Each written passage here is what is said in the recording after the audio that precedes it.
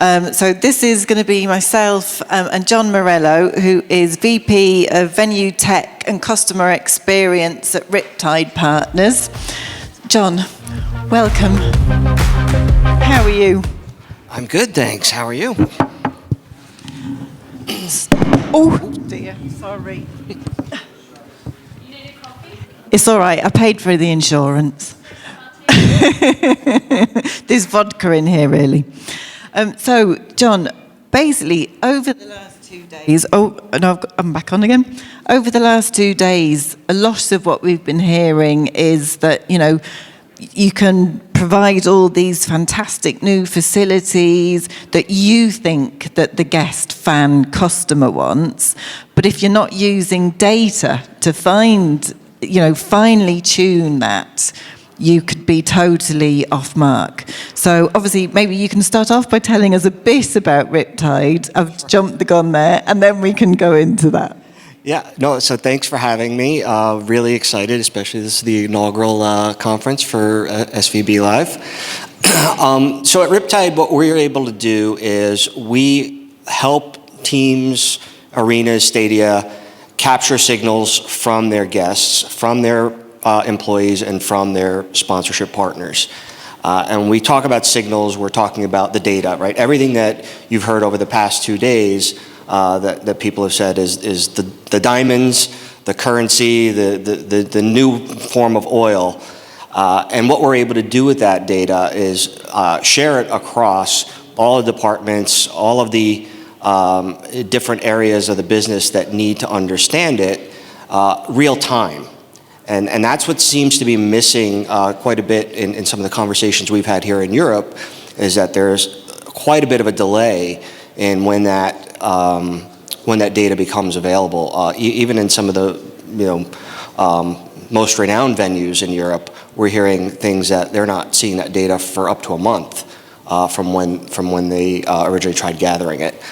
The other thing that we do is, because of our diverse client base, 50 plus teams and venues all over the US, we're able to provide benchmarking data and take all that, correlate that to help better understand what's driving all of that information that we're getting and how to make those improvements. So going back to where we started now, obviously I said that one of the sort of core themes over the last 2 days has been, using data to deliver what the fans really want. So perhaps you could tell us about some of the exciting projects that you've been working on with clubs and teams to, indeed deliver on that fan data that you're capturing. Yep. So why don't we take a look right now? So if we can just go to next slide, maybe. Do we have? Yeah. Oh, got a clicker for me. Excellent. All right. So when we think about FX, so fan experience signal capture, we look at things like our post-event programs. We look at our employee event programs, member programs, premium spaces. Each of them have to be tailored to the specific audience you're trying to capture that data from. And so we're able to do that because of our relationship with our venues, with our teams, but also through our Ticketmaster Nexus partnership. So we're able to get so much metadata out of the system that you would otherwise have to ask as part of your feedback capture, which then makes it very cumbersome for the guests to then fill that out, and they abandon their feedback way before you get the rich data that you need. One of the key areas that we've been working on with one of our venues, it's a multi-use venue, live entertainment as well as sports. They've got an NHL tenant in there.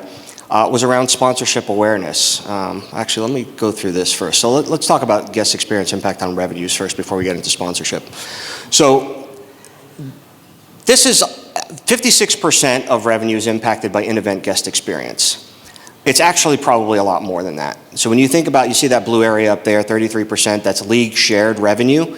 That league shared revenue includes sponsorship. It includes the league level sponsorship. So when you think about like the really big like beverage contracts like a Budweiser and AB InBev, things like that, that's shared revenue across the league. So a bunch of that actually is still impacted by that fan experience. So when we think about the things that we can control as venue operators, it's the general seating area, the suites, the clubs, the sponsorships, and then ultimately the concessions, parking, other, right? So the things that we all talked about are points along the fan journey.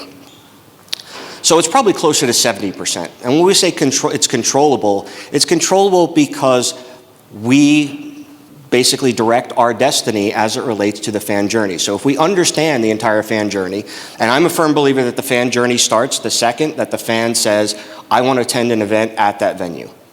That is the start of the fan journey, right? And it ends when that person goes back home and starts posting on social media about their experience there. Unfortunately for us as the venue operators, it doesn't really end there, because then we potentially have to recover from that. And that's where all this data comes in handy. So really understanding that fan journey, and what we try and capture is Net Promoter Score. So anybody not familiar with Net Promoter Score, if you've ever filled out a survey, you've stayed in any sort of a hospitality environment, you get that likelihood to recommend question. What is the likelihood that you are going to recommend a stay at the Dublin One or attending an event at Croke Park to a friend or relative? And that is the data gold that we get that helps us understand how good an experience or how bad an experience a guest had at one of our venues or with one of our teams. With that, I have a question. What do you think, and this is where we get interactive, what do you think from an event type has the highest Net Promoter Score of all the different sporting and live events? And so this is based on our data. We've got 50 teams and venues, under our sort of purview, and probably 750,000 different data points where we've put this together, and we've come up with what Net Promoter Score is for each of these different teams and leagues. So I'm going to put it out there, but show of hands, who here thinks, I'm a hockey guy, so I'm going to lead with NHL. Who thinks it's the NHL? No, nobody. Who thinks it's the NBA? Who thinks it's the WNBA? Who thinks it's the NFL? Okay, who thinks it's Major League Soccer? Football, for you folks here. Sorry, I meant American football before, but we don't have much in the way of Major League Baseball because it's tied in at the league level, but we won't get into that. But you'll be surprised to know that it's the WNBA. You were right. Right? They have been doing phenomenally well over the past couple years, just increasing their viewership. I'm sure a lot of people will try and attribute to, and I'm not disparaging by any way, shape, or form, Caitlin Clark. I mean, I'm sure that's a familiar name to everybody here. As sort of the rising star in the WNBA. But this has been a trend that we've been seeing over the past couple years, so it's not just related to that. Is anybody surprised by that? I mean, with everybody that raised their hand for the NFL, you're looking now, you see the NFL is the bottom of the list. It's shocking, right? Let's take a look at the right side of the slide with live events. Other, right? Our festivals, our multi-day shows and things like that. Those are the things that rank highest. And when you think about going out for a fun night out, go see a comedy show, does it trouble anybody that comedy shows are the lowest performing on there? Is that surprising to anyone here? Anyone want to venture a guess why? I'm sorry? She said the quality of the comedians. No. So, is anybody familiar with the Yonder bag? Oh, yeah. So the Yonder bags are basically these bags that you have to lock up your cell phone or any sort of potential recording device before entering the venue.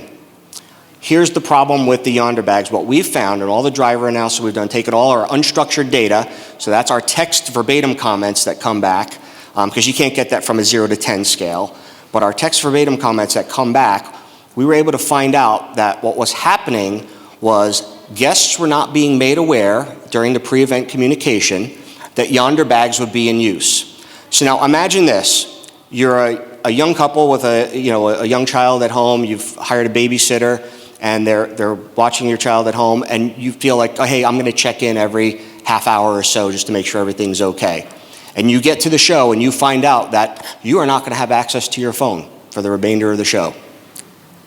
That's a bad situation, right? So now I've got to leave the show, miss part of what I paid to watch, and maybe even paid a premium for. I have to go out to a secure area, unlock my phone, go use my phone, call the babysitter. It's just a terrible experience. On top of that, because of the Yonder Bag experience, the ingress process is fouled up to no end. So what would normally take less than 2 minutes to walk through security screen and ingress now becomes a 10, 15, 20-minute ordeal, which is now impacting your ability to go get to food, to get to beverage, to get to your seats, and remain in a calm and happy place.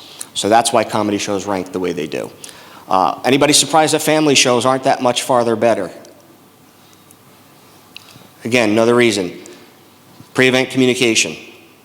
And we found this out again through the text comments that were coming back, because you've got family shows. What do people bring to family shows? Strollers, diaper bags, formula. Sorry, you can't bring that into the venue. We don't allow that. You should have checked the website. Well, somebody should. It's a family show. Like, what made you think I wasn't going to be bringing that to the show? So these are the things that we learned from all that unstructured data, which is really important for us.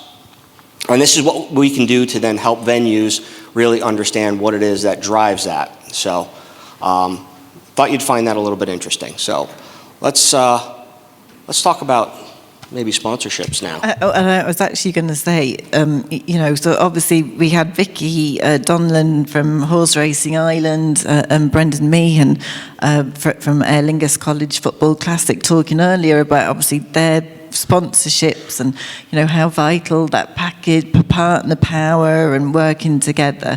But it's another one that if you don't have the data to back it up, so maybe you can talk a bit through that for us, how it's been used in sponsorship. Yeah, so apologies to my HP Aruba friends that I've made here about the F1 stuff. I'm a MotoGP guy, so that's why the motorcycles. But when we think about our venues, right, and this is something that one of our clients is doing a really, really phenomenal job with. You think about your venues, it's no different than placing sponsorship on a motorcycle, on a race car. And there are all kinds of programs out there that look at television screens and capture how many times a particular sponsor's logo or whatever has been seen.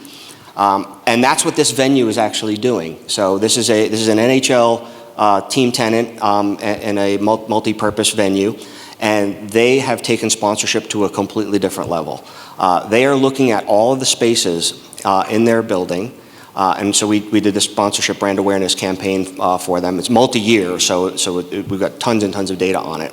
And we've paired it along with all of the post-event feedback that we've gotten, including all of the verbatim comments. So we were able to put that into our AI engine with machine learning and really hone in on the topics and themes that we're hearing.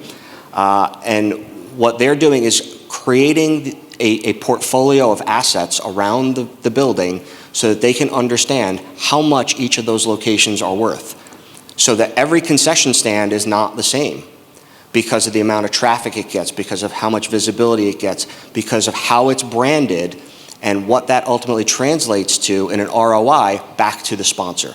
Because that's the most important thing, right? The sponsor wants to know, if I'm spending a couple $1 million and putting my name out there and associating it with your team, with your venue, what am I getting in return? And that return is the visibility, the sales, and all that. And so that was one thing that they started doing a couple years back. And actually just about, I think it was a year and a half, 2 years ago, one of the sponsors, and it was the plant-based food sponsor, you're familiar with the Beyond Burger, Impossible Burger, things like that. They were up for renewal. And they did not feel that they were getting the return on investment of their sponsorship. And this is a venue that takes sponsorship to a point where it's very limited, and they do it to provide an air of exclusivity with their sponsors. So it was quite a pricey sponsorship.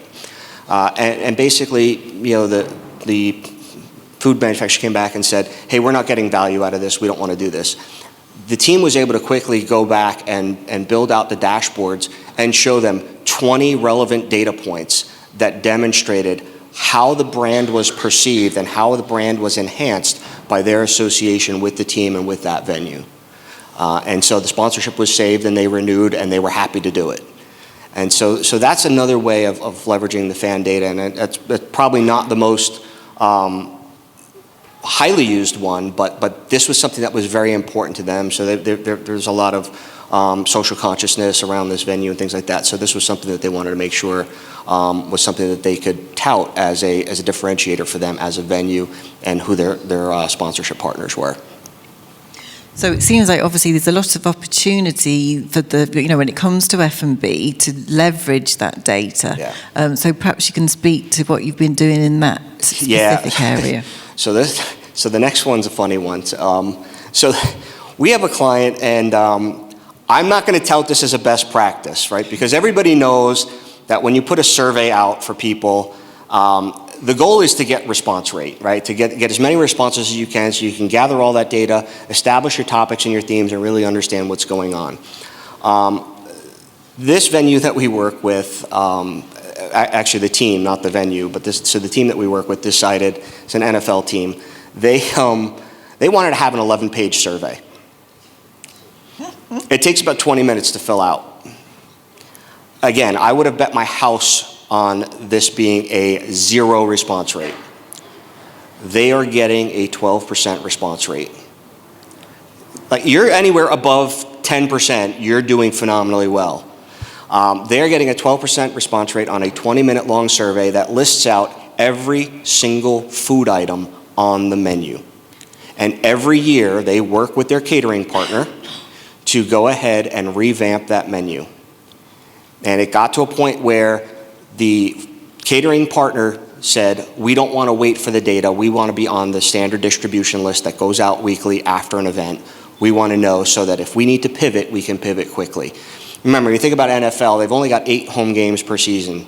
And so to wait a month, like we hear some venues here in Europe are waiting, that's it, you're lost. Your entire season is done, and you've possibly ruined the concessions experience for most of your fans. So the catering partner actually took that to heart, and they said, hey, we're hearing bad things about, and I'm not picking on the Impossible Beyond plant-based food things, but it happened to be the plant-based sausage. They were getting bad reviews about it. They pivoted to a different brand, and within a week, sales were up and positive comments coming back. So at that point, the catering partner was hooked, and they said, hey, we want to be on that distribution list. Please keep us in the loop. And it's just a great example of how that data, that you're able to tie that back and look at it and say, hey, what's really working well, what's not working well, and how can we adjust that, and can we adjust it in time for this season, and then bring that partner in to help them and to help them perform better, because I'm sure they want to know, right? Because at a certain point, especially with foods like that, with the plant-based or vegan or anything like that, you look at point of sale data, and it's hard to use that as a measuring stick, because really at a certain point for that food group or for that that demographic, it's the least objectionable alternative, right? Like, what else are you going to eat if you're plant-based? All right, am I going to go and try and get pizza? Well, I can't get pizza because the cheese is not really plant-based. I mean, technically it is, but not, right? So it's important to have that information there. The other thing that was really important, so they had, and it's California. I'm a New York guy, so pizza is my life. Their pizza was not well received, it was interesting. They were really worried about how poorly it was performing, that fans were not going to give it another chance. So what they decided to do was actually go out and send a season ticket member newsletter where they touted some of the changes that they were making, and it was based off fan feedback, and they included some of those fan feedback comments about the pizza in the newsletter. And they noticed an uptick once they changed over to the new pizza brand, and at least they saw that what was happening was the fans were recognizing it. Again, getting 12% feedback on a 12% return rate on an 11-page survey, that your fans are engaged. So that's a really cool story, I think. And it also goes to show how important, proper communication is as well. I'm still actually quite shocked that people were actually completing that 20-page I would be homeless right now if I would bet on that.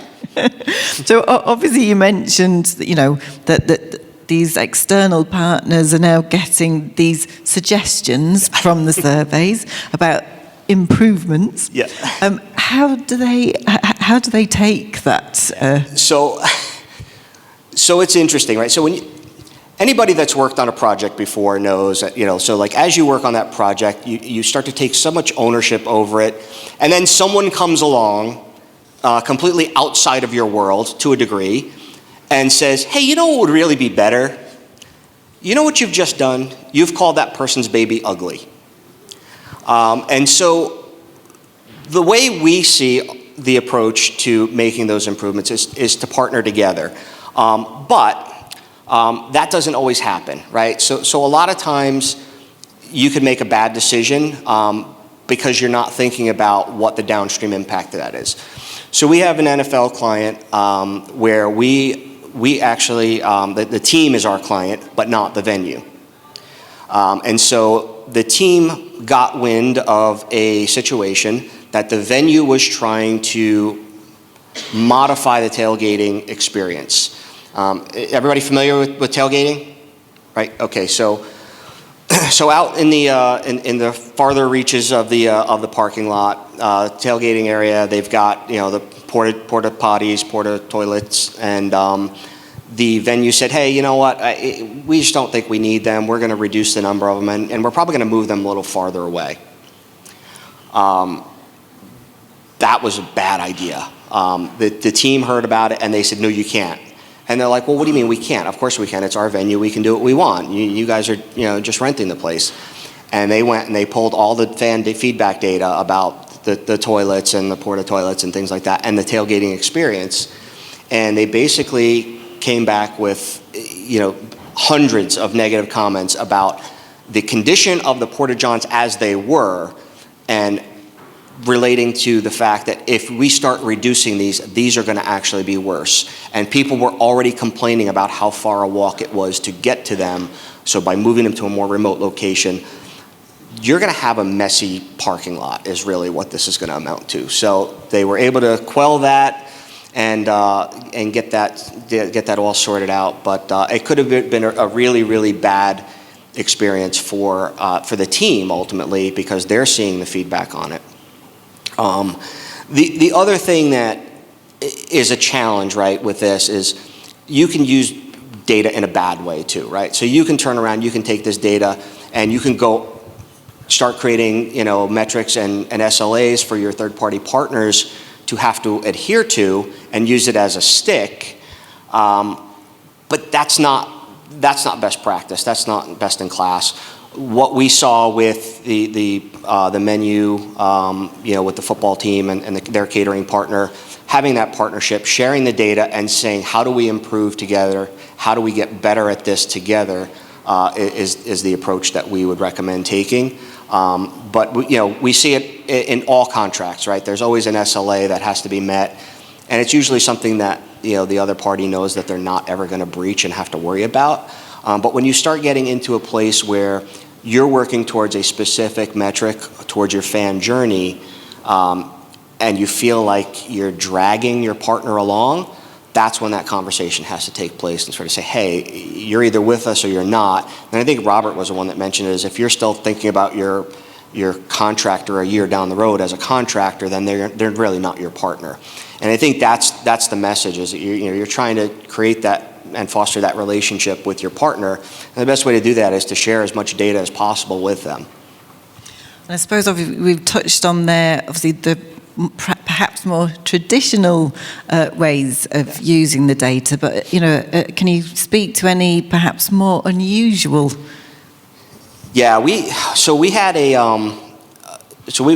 a relatively new client, NFL team, and they started asking us to create dashboards for them where they started looking at the sold and transferred ticket population, which isn't that unusual, but then they started asking us to look at the no-shows.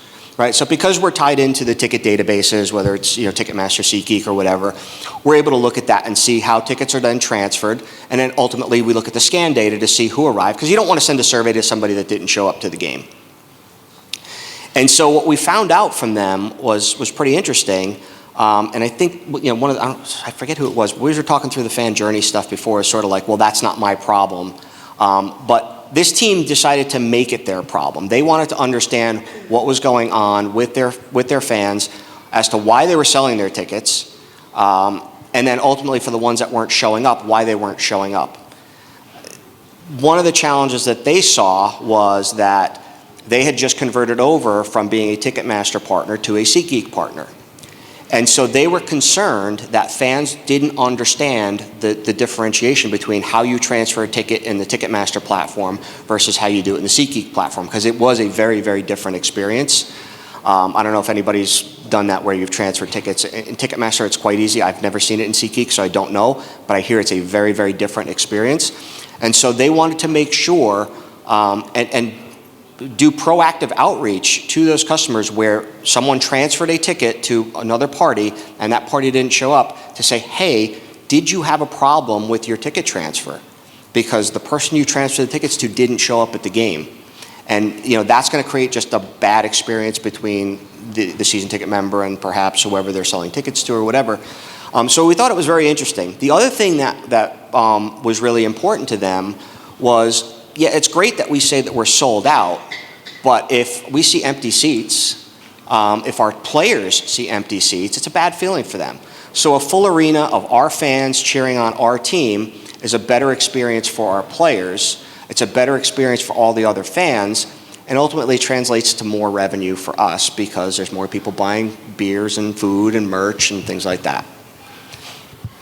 And John, do you think, obviously we were talking there about the players obviously always want to play in a full stadium, they don't want to be looking out at empty seats, but does that translate as well, to the actual, the teams themselves, the staff working in the venues? Yeah, so we've seen, because we've been engaged with a couple of other leagues, so the NBA Players Association started talking to us about doing some market research around player experience, whether it's at the training facilities or the travel and things like that.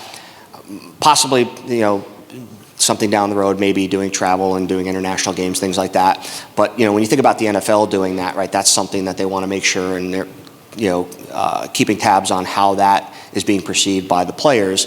The U.S. Tennis Association as well. So USTA was really trying to understand how at the last U.S. Open the player experience was, whether it was travel, hotels, Airbnbs, things like that, and the overall experience and facilities that they were being put up in, as well as the overall tournament experience. Where we see that with the other side, the actual venue employees, couple of different examples that we have with that. So one of our NFL teams does what we view again as best practice is closed loop feedback. So customer submits a survey, it's got a really bad score on it. Within 24 to 48 hours, somebody from the venue guest experience team is proactively reaching out to that guest to find out what went wrong, how they can make it right, and really close the loop with that guest. The challenge with that, as an employee, and we all know how difficult it is to retain good talent and the expense that we go through in onboarding employees and training employees, and then 30, 60, 90 days later, they're fed up with their job and they leave. And it's tremendous cost to us as venue operators.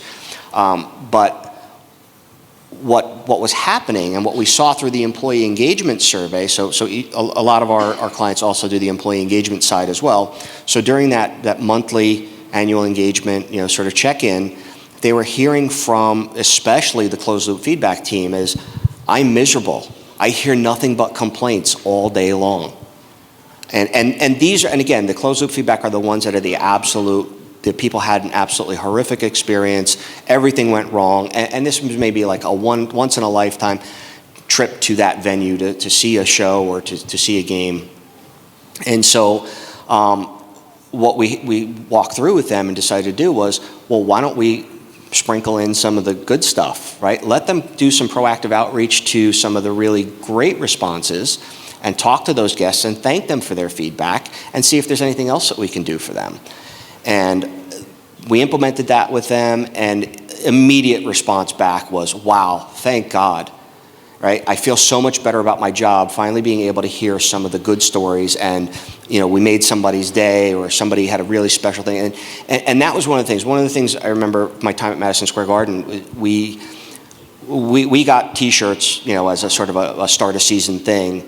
And I still have mine to this day, and I love it. And it says across the T-shirt with the Madison Square Garden logo, it says, I make unforgettable happen, right? And that's, some of the things like, let's do brilliant things, and, everything that we talk about, making this a wow type moment for our guests is important. But it's also important to have that for the employees. A happy employee is going to go out of their way to help the guest and be more engaged. And ultimately that translates to a better experience. Better experience, we know, direct correlation translates to more revenue in the venue.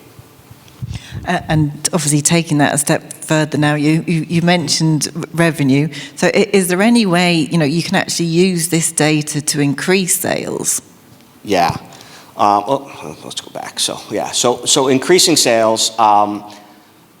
So one of the things we heard, not here, but just other venues, in the live event space, it is so difficult to get repeat business, right? Because if I'm going to see a particular artist, that's my artist, that's who I go to, and I'm not really interested in too much else.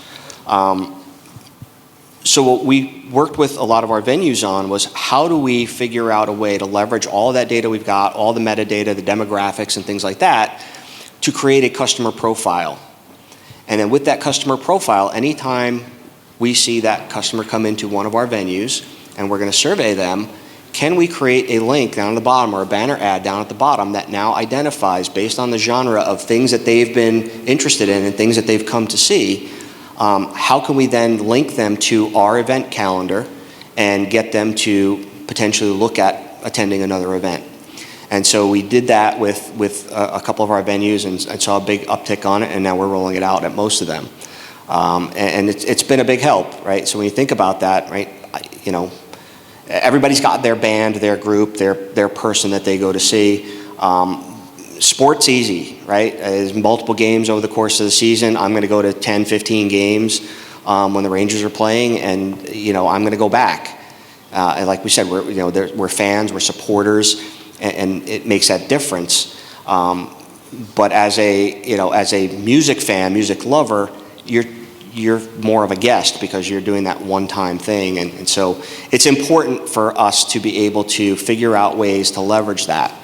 One of the other things that we did, and this is going back to my time at MSG, we looked at some of the data around the premium spaces, and what we were hearing was that the wine selection, and so again, New York being New York, we've seen it, we understand the attitude.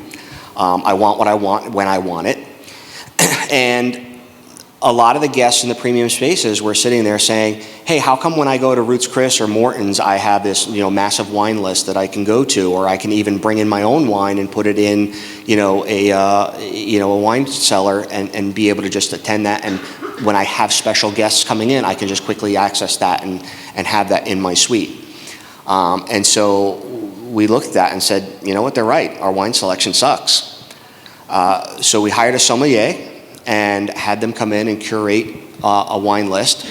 We also worked with our premium and hospitality group and created the ability for our luxury suite holders to create their own wine list and bring that into their space, so that if and when they decided to have that super premium client meeting in the luxury suite, they were able to go ahead and leverage that and use their more high-end wines to impress their clients. And we saw an unbelievable uptick in wine sales as a result of that, because we literally had shoehorned them into just the ones that our suppliers were recommending, versus really listening to our customers and understanding what it was that they wanted. So it's basically you know, you can gather all this data, which you do via your surveys, but unless the clubs, teams, leagues, venues then apply said data in the correct manner, that they're losing money on the table. Yeah, and it boils down to 3 simple steps, right? Gather your feedback, analyze your feedback, and the most important one, act on the insights that you gain, right? It's a simple saying, right? You can't manage what you don't measure. Everybody's heard that before, I'm sure. But if you're measuring wrong, right, waiting a month to get that data, it's too late. It's old, it's stale. People have moved on already. You need real-time, integrated, structured and unstructured feedback, right? The unstructured is key, right? Because the 0 to 10 scale works for great things, but you don't understand what's driving that. You don't understand where the pain points need to be levered so that you can make the most impact on that guest journey. Look at your post-event data, work with your sponsorship partners, get employee feedback. They are your feet on the ground. They are your soldiers. They hear the most. They are not going to be afraid to tell you what they're hearing. They want to be part of the solution, but a lot of times their hands are tied, right? We close the loop with our guests, right? Proactive outreach. I can't even tell you the shocked response you will get from a guest if someone proactively reaches out to them over a negative survey. All of that tied together paints that picture of the guest journey, and it's going to drive the best experience. That's all we want, right? And that's why we're here. We all share these best practices so that we can all learn from each other, and that's what I love about this industry, right? Everybody checks their ego at the door, and we all share what we know to help everybody get better. We are stewards of this industry, and that's our role, is to make that guest and employee and our partners' experience the best possible. That defines best in class. Fabulous, John. It actually reminds me, you know, when you, what is it? If you don't assume anything, because if you assume, you make an ass of you and an ass of me, and we don't want that. So thank you so much, John. That was really insightful. Thank you so much. Thank you.